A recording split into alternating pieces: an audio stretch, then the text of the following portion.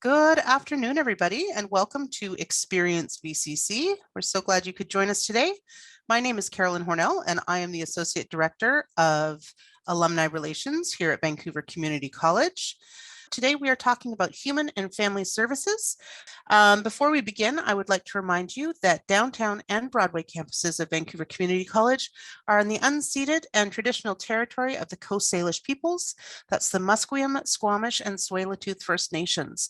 We are honored to be able to work, play, and study here on their lands, and I would invite you to recognize the lands that you are on from wherever you are joining us today.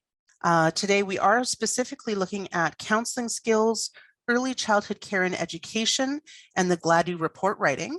And we are going to start today with counseling skills. So we have Sarah Murray, who is the coordinator for that program. Sarah, please take it away. Great, thanks, Carolyn.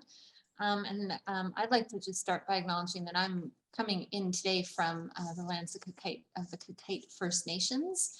And so thanks for the acknowledgement for where VCC sits, and I'm just grateful for where I am in these lands here as well. So I'm going to start with our basic counseling class. So this is a standalone class, and it is our prerequisite for our Counseling Skills Foundational Program. It is 39 hours long, and you simply register. There's no application involved in this. And it's a really great space to determine if counseling is exactly the field for you, if it's where you want to go with your career. But it's also really useful for people that are just looking to help with their communication skills in all different kinds of realms of their life, as it's looking at empathy and active listening and cultural safety. So there's a lot of elements within this course that are applicable to life in general, but in particular to the counseling skills field. So this course runs every term. There's usually multiple sessions a term, and they're offered mostly online, although there usually is a face-to-face session as well. And it runs in the evening, as do all of our courses in the Counseling Skills program area.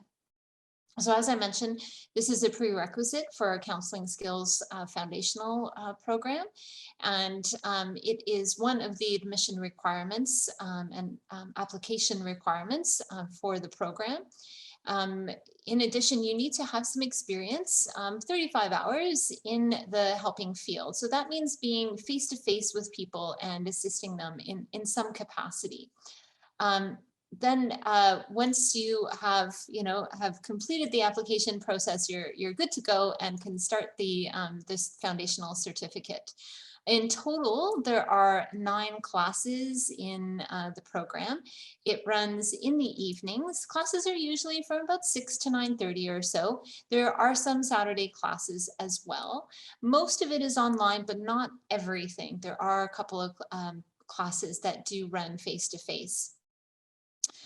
You can do this in kind of a more full-time way, which would mean that you're taking about four to 5 classes each term. But you can also do it part-time. When we run in the evening, it usually means that we recognize our students are working during the day. And so we account for that and really try to offer as much flexibility as possible. So in total, you could take 3 years to complete the whole foundational certificate. And you can start in any term, September, January, or May. And it really is a program that mixes theory with practice.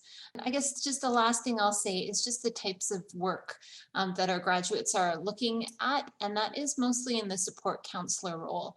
There's a whole bunch of different kind of variations on that title, but that's really the role that you are training to fill at the end of the certificate. So I think I'll leave it there and hand it off to the next presenter. Thanks, Sarah. Next, we'll hear from Katerina regarding early childhood care and education. Hi, I'm the program coordinator for early childhood care and education. Uh, I will start by saying that early childhood education in Canada everywhere is provincially regulated profession, which means the program that you attend in order to be qualified as an early childhood educator is approved by the provincial ministry. We have been approved, certified by the Ministry of Children and Family Development. And this year in April, we transferred to the Ministry of Education. So what does that mean to be a regulated profession? That means that you have to be certified to work in the field. You can't work with children if you don't have one of the levels of certification. We have in early childhood education in all the post-secondary institutions that offer early childhood education, we have two levels of training. We call them basic and post-basic. The basic level qualifies you to work with children 3 to 5 years of age. At VCC, it is a certificate. You can finish the basic early childhood education and you are granted the certificate. If you decide to continue to the next higher level, which we call post-basic, you get qualified to work with infants and toddlers and children who have exceptionalities. And when you finish the basic part of the training, you get the early childhood education diploma at VCC. I am going to briefly talk about the job opportunities, which is very important when it comes to early childhood education. In the last 2 years, there has been a lot of attention given to early childhood education. There is a lot of investment in the field of early childhood education. There is a shortage of childcare, and the province is investing a lot in increasing the quality of childcare, increasing the number of childcare centers, and supporting people to study early childhood education. So, which means that the job opportunities are really, they're huge. There is a lot of need for early childhood educators. There is a shortage of early childhood education professionals. So if you are thinking about probably choosing ECE as your career, this would be a good momentum, because this is the time when important things are happening for early childhood education, for the reputation of the profession and for job opportunities and for the possibilities to actually receive the bursary to study early childhood education, because the government does a lot of funding for prospective early childhood educators. I'm now going to talk a little bit about our program and how it is structured and what are the possibilities to study. So we have the early childhood education basic, the certificate one. We offer it part-time and full-time. The part-time program runs in the evenings twice a week. For year one, Tuesday and Thursday; for year two, Monday and Wednesday.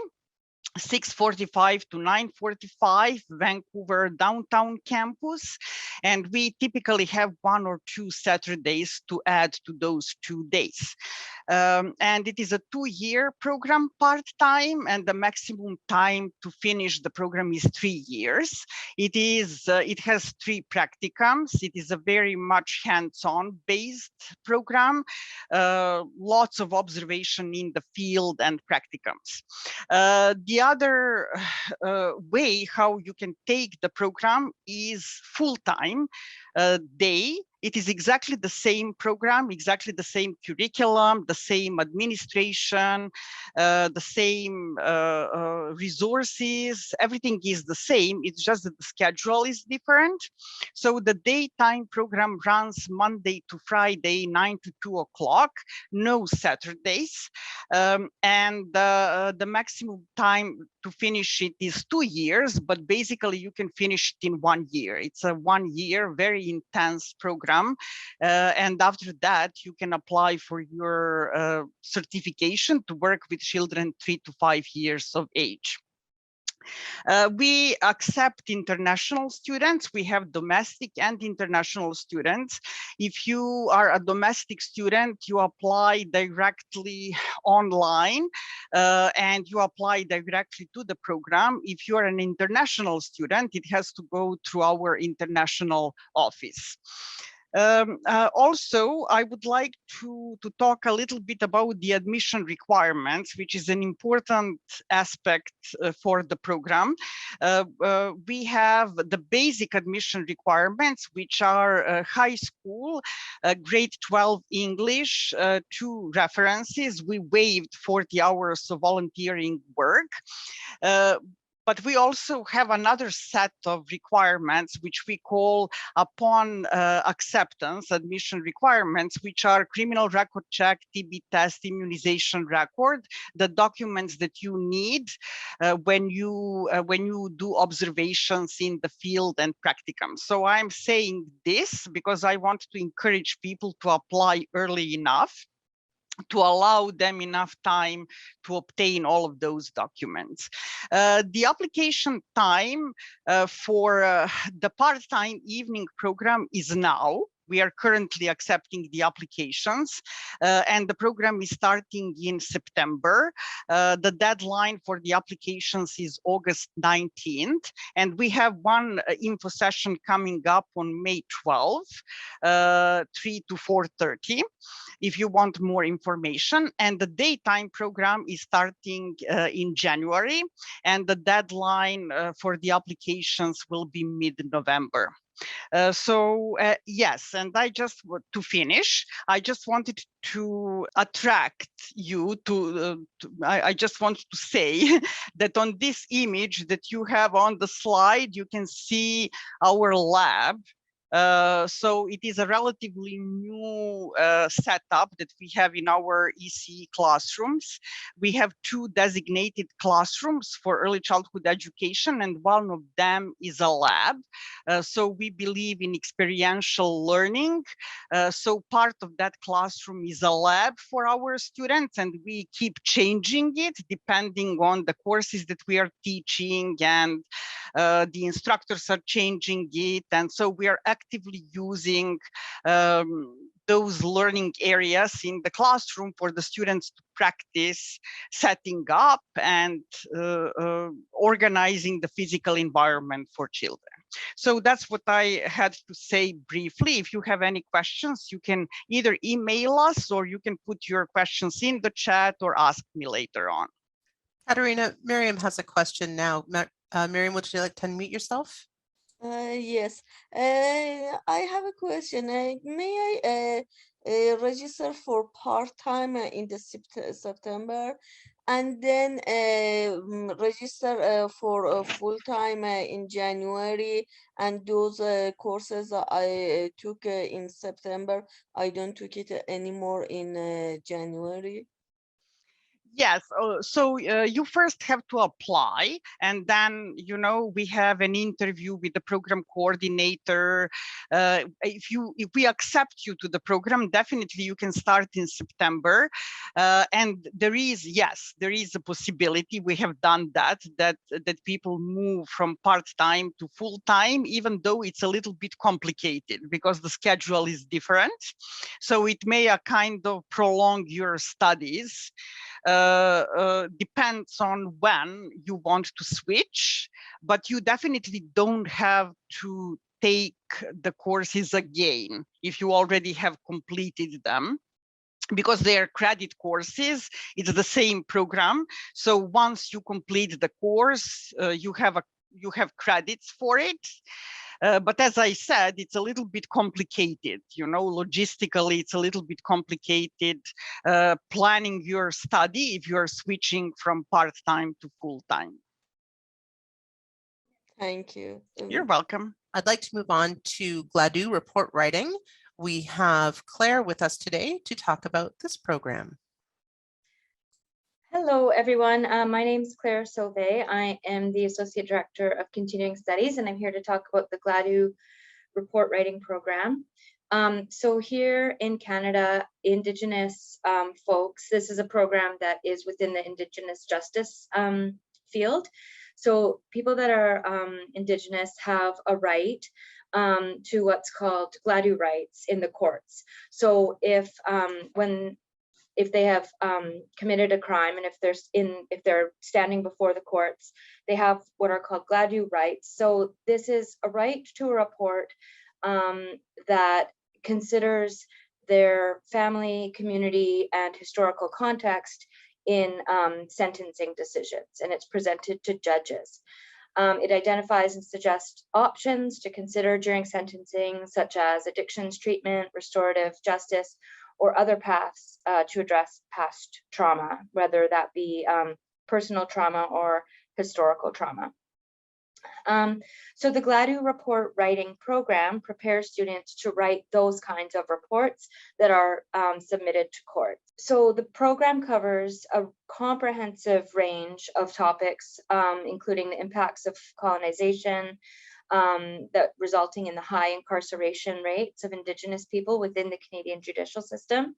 And students receive hands-on mentorship, interview skills, information gathering, and research skills as they learn to prepare, write, and present a full Gladue report. It's a part-time program that consists of 5 courses, including a capstone that's a mentored practice course. The program was developed in partnership with an organization called Indigenous and Associates, with our main instructor, whose name is Marcele Nawagabo, and he is from Ontario, but he teaches our program, and he's been a Gladue report writer for many years, and also works as a counselor on the residential school survivors hotline. The program has a national perspective and also a local focus. So students in this program learn really about Indigenous justice issues around Canada, as well as a focus on British Columbia. The program is offered once a year and it's fully online. And the next intake for the program will be in January 2023. We don't have any info sessions quite yet, but as we get a little bit further into the spring and into the summer, and especially in fall, when we get into the application period, we'll have some info sessions, so please watch out for that. There are 5 courses in the program, and generally they meet one day per week. 1 or 2 days per week. And then there's quite a bit of self-paced study as well. And there's a lot of resources available to students in this program, aside from the course resources and then the instructor. For example, one of our college elders attends the classes with the students, just in case there is some heavy content in this program, because it's a lot about colonization and the impacts of colonization and residential schools, and about over-incarceration of Indigenous people within our current justice system. For Indigenous students, there's a number of funding options available. And for this, I highly recommend that students work with our Indigenous Education and Community Engagement Office, but also please reach out to Gladue at vcce.ca or to myself for any questions. And the work of Gladue report writers within British Columbia is centralized through the First Nations Justice Council of BC, and the Justice Council is the organization that distributes legal aid funding, and that is how the reports are funded. And we have an arrangement, an agreement with the First Nations Justice Council of BC for mentorship. So our students are mentored from Justice Council throughout their capstone. The admission requirements for the program are English 12 with C+ or equivalent, a letter of intent, a successful interview with the program coordinator and the college elder. And really the most important thing really to draw students to this program is an awareness of the Canadian judicial system, and appreciation of Indigenous cultures and history, and an interest in supporting the work of Indigenous justice and decolonization in Canada and in British Columbia. So if there's any questions, gladue@vcc.ca is the place to go. Thanks very much. Thank you so much, Claire. I do see a couple of questions from Catherine about the counseling program. Sarah, do you want to take those online for us? Yep. So I did just answer the one about the transcripts, but I'll speak to the second question there. The program, you can take 3 years to complete it. It runs part-time in the evenings. It can be done in a year. It's much heavier load because you'd be doing about 4 classes a term. And it is for in terms of your career options when you're done, it is for being a support counselor. So the thing to know, unlike ECCE, which is highly regulated, the counseling area is not regulated at all. So we are not training people to set up their own practice. That's not quite what our program is set up to do. But you could if you really wanted to. For that matter, I could if I really wanted to, but I don't recommend it. You want to make sure that you're going to take good care of people and are well trained to be able to do that. So if you were thinking about clinical counseling, that's more of a master's route in terms of counseling skills. Like I say, this is for a support counselor role. And we accept applications on an ongoing basis, and you can join the program in any of the terms. Our terms run January, May, and September. Thanks, Sarah. Katerina, can you talk a little bit? Oh, Catherine is asking, where would you apply it? Where would you apply these support skills for counseling? You would end up working for various agencies in the city. There's all kinds of different opportunities from community counseling in the in the downtown east side. Our student, and also like employment service agencies. You'll see some of our students in those places as well. Yeah, that's just a few different places that you'll see our students. I am doing an info session I think next Thursday, if I'm not mistaken, at 5:30. So I'll go into a little bit more depth about some of the places our students are working, but that gives you a bit of an idea. There certainly is a demand for people working in the mental health field in all kinds of different ways. That is for sure that once you finish the foundational program, that you should have a fairly easy time finding employment within the Lower Mainland. Thanks, Sarah. If you're looking at any of the programs, you can find all upcoming info sessions at vcc.ca/info. They're all posted there and they are updated all the time. So if you're still thinking about something a few months from now, you can go back in and check and see what's coming up. Katerina, I was wondering if you would share a little bit about the experiential side of the ECCE program. What does a placement look like when somebody's doing their work experience? So first of all, we have observation assignments incorporated basically throughout the entire program, which means that the students, we have field studies, 5 field studies, which are entirely going to a childcare center, observing certain aspects of the program, and then doing the observation reports about that. So there is a lot of observation. That would be number 1. Number 2, we have courses that are very practical, very hands-on. So examples are creative art. We do art in the classroom. The students are doing art. So you have to basically pull up your sleeves and soak your hands in paint and glue and whatever the materials are. We have music and movement. That's when we put all the tables outside the classroom. We have foldable tables that can easily be moved around. So we basically move all the tables in the hallway, and the students practice dancing and doing rhythmical movements and singing. So we have language and literature. So we have many courses that are hands-on, and we really practice it in the classroom. But a very important part for our program, which is highly controlled by the ministry, and very important to get the certification to become certified, are the practicums.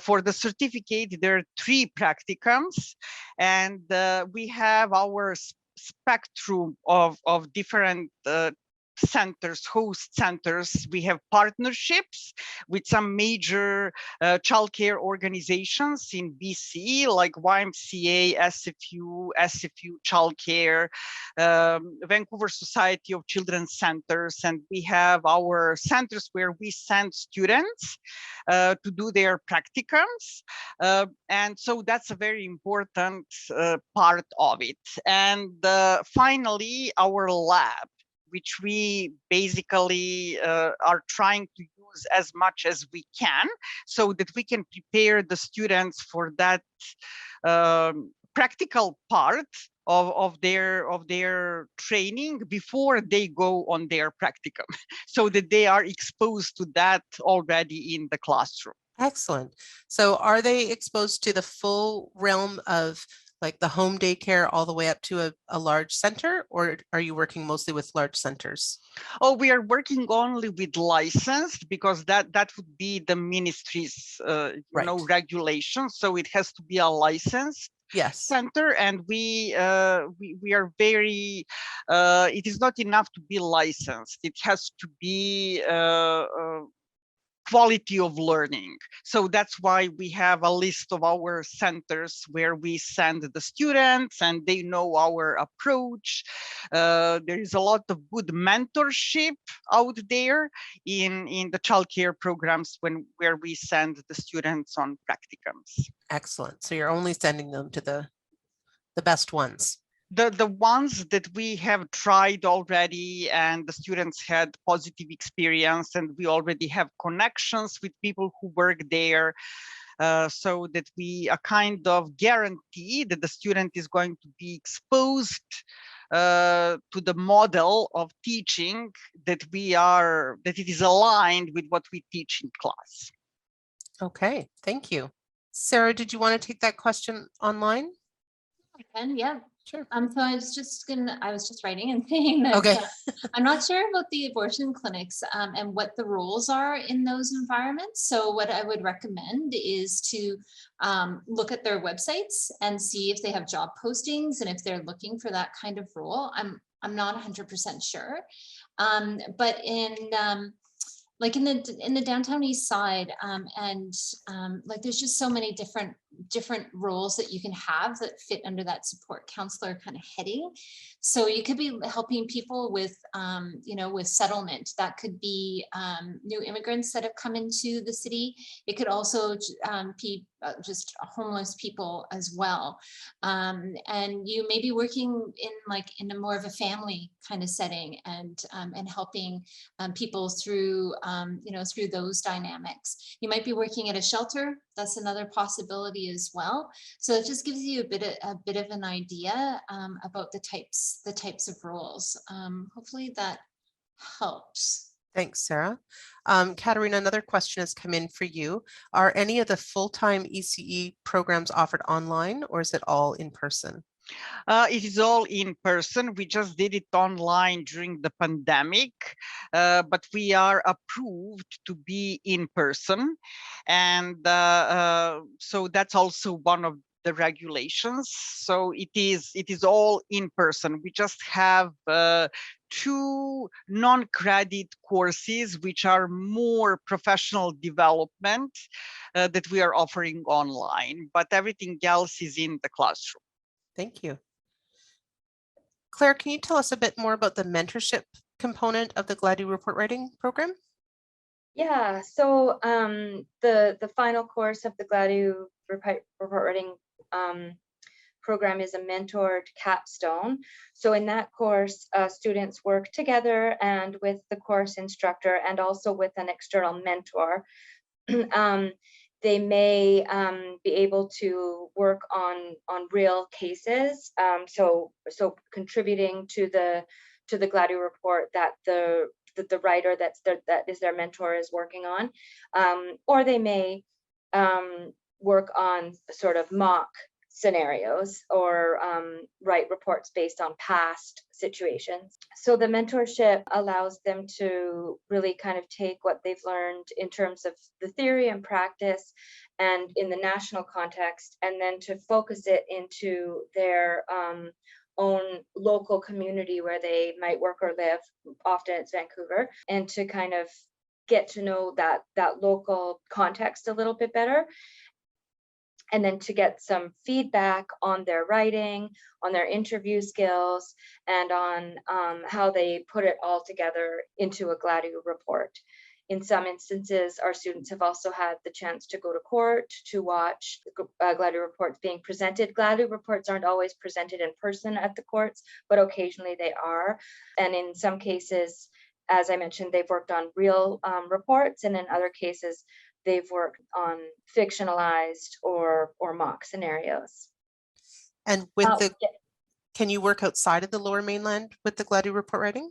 Yeah, it's really a national scope of programming. So Gladue, the way that Gladue reports came to be within Canada was as a part of a Supreme Court of Canada ruling, which was in the 1990s. There's a high need for Gladue reports all over the country in every province. And similar to counseling, it's a field that is not regulated, and different jurisdictions have different regulations around, well, just law in general. But in every instance of an Indigenous offender being sentenced, that person has a right to a Gladue report. So yes, you can work outside the Lower Mainland. We have had students from Saskatchewan that are now writing in Saskatchewan, and the First Nations Justice Council has centers all over BC in rural and urban centers. That's great. So this certificate would allow you to work anywhere in Canada? Yeah, it would. I would say that, as I mentioned, similar to counseling, it's not a regulated field, and there's no national certification. So if somebody was hoping and planning to work writing Gladue reports within another jurisdiction other than British Columbia, it would be important to speak to people in that province or in that territory in order to understand the way that the reports are implemented within that jurisdiction. But the need for Gladue reports is national. Perfect, thank you. All right, we've had some really great questions today. Catherine is asking, do you work in a government office or with the Gladue, or do you work from home or an organization? How are you affiliated after you get certified?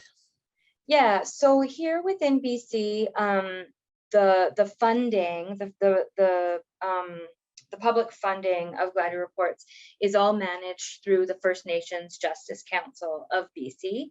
And so they are the holders, the owners of what's called the roster, the writing roster. So almost all of the Gladue reports that are presented to courts in BC are funded through the First Nations Justice Council. So that would be the affiliation of writers in BC. However, some bands have writers that work for those nations or bands. There's also writers that work for the UBC Indigenous Community Legal Clinic. And in the other provinces, it's not quite so centralized. So a lot of the writers that work in other provinces work just as independent contractors that set up their own small businesses of Gladue report writing. And that's so it's a contract. It's contract work. Although the First Nations Justice Council does have a few full-time Gladue report workers, or Gladue workers, they're called, but of the Gladue report writers working all over Canada, I'd say sort of 95% of them probably are independent contractors, even if they're getting funded through the roster. So it's almost a brand new field. Yeah, it's a growing field for sure. And it's a growing field in terms of both the amount of writers required, and it's also a growing field in terms of the sort of provincial and national recognition of the requirement of regulation and of certification.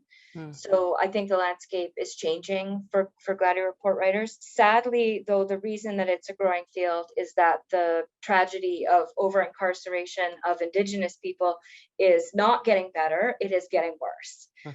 So there are more of the proportion of incarcerated people in Canada right now are Indigenous than they were 5 years ago, for example. So the whole impetus of having Gladue reports in Canada is to contribute to the problem of over-incarceration of Indigenous people in Canada, but the problem is nonetheless has gotten worse since the Gladue ruling in the 1990s.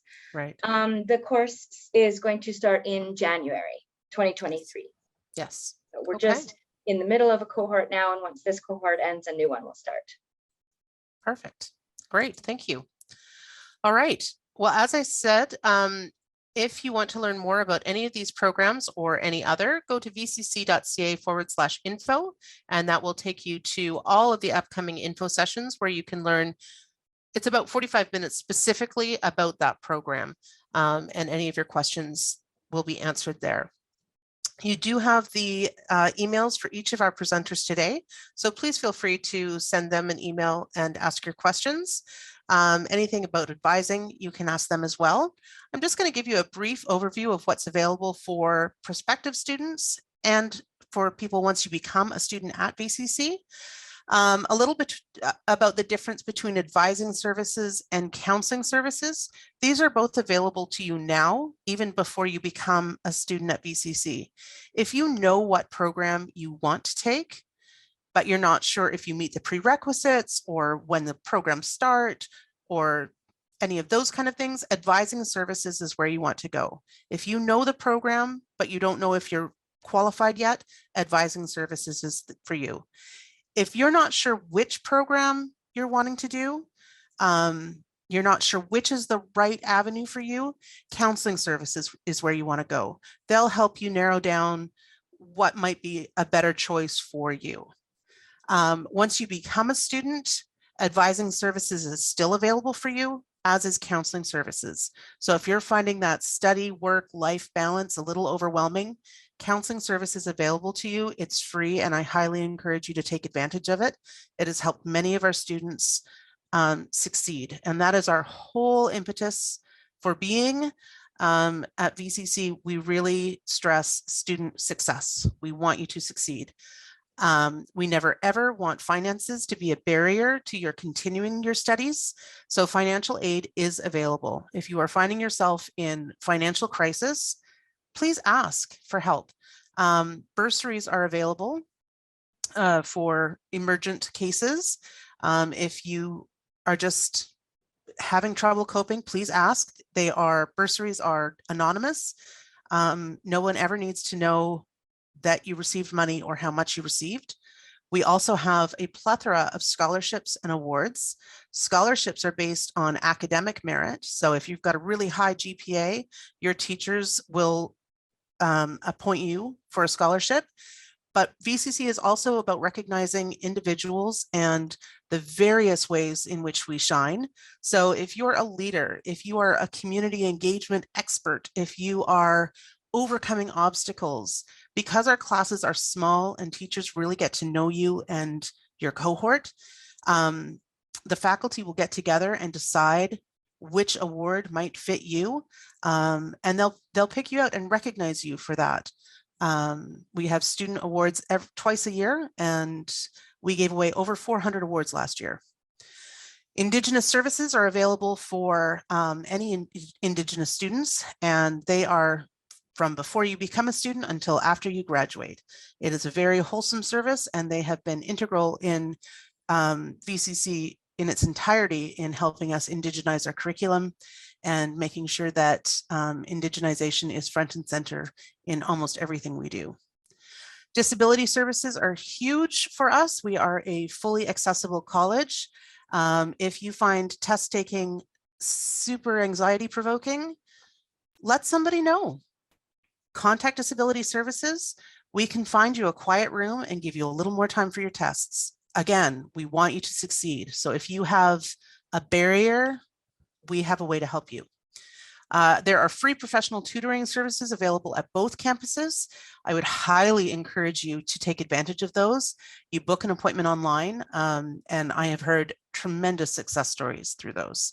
So very, very well done.